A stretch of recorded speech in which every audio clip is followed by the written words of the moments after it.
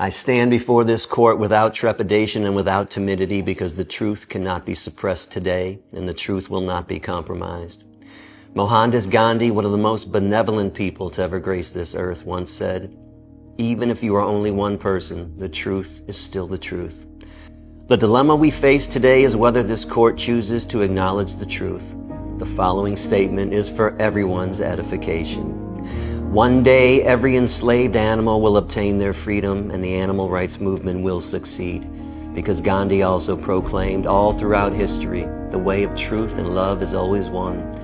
There have been murderers and tyrants, and at times they have seemed invincible, but in the end, they always fall. Always. The true devoted humanitarians who are working towards the magnanimous goal of achieving freedom for animals cannot be stopped by unjust laws.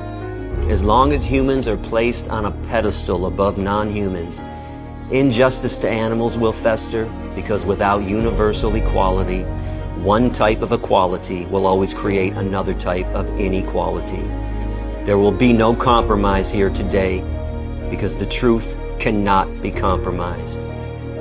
My presence in this courtroom today is paradoxical. I ask this court, if it is not a crime to torture, enslave, and murder animals, then how can it be a crime to free tortured, enslaved, and soon-to-be murdered animals? Humankind must climb out of its abyss of callousness, its abyss of apathy, and its abyss of greed. Enslaving and killing animals for human satisfaction can never be justified. And the fur industry must understand that the millions of manual neck breakings, anal and genital electrocutions, mass gassings, drownings, and toxic chemical injections can never be justified. And the snaring of millions of free-roaming animals in steel jaw leg hold traps who die slow, horrific deaths is unjustifiable as well. There will be no compromise, for the truth cannot be compromised. The schism that this court has created among the 5 co-accused has been sealed. Now that I have been convicted through my volition and in a symbolic protest of the unjust conditions that animals endure, a hunger strike will begin tomorrow at 7:30 a.m. For every mink that ever languished in a tiny cage and was savagely murdered at the Ebert's Fur Farm, I will go hungry. And for the 40 million other animals worldwide who have the skin ripped off their backs in a disgusting display of barbarity, in the name of vanity, I will go hungry. And if this court expects me to experience an apostasy, meaning an abandoning of my beliefs, it is sadly mistaken.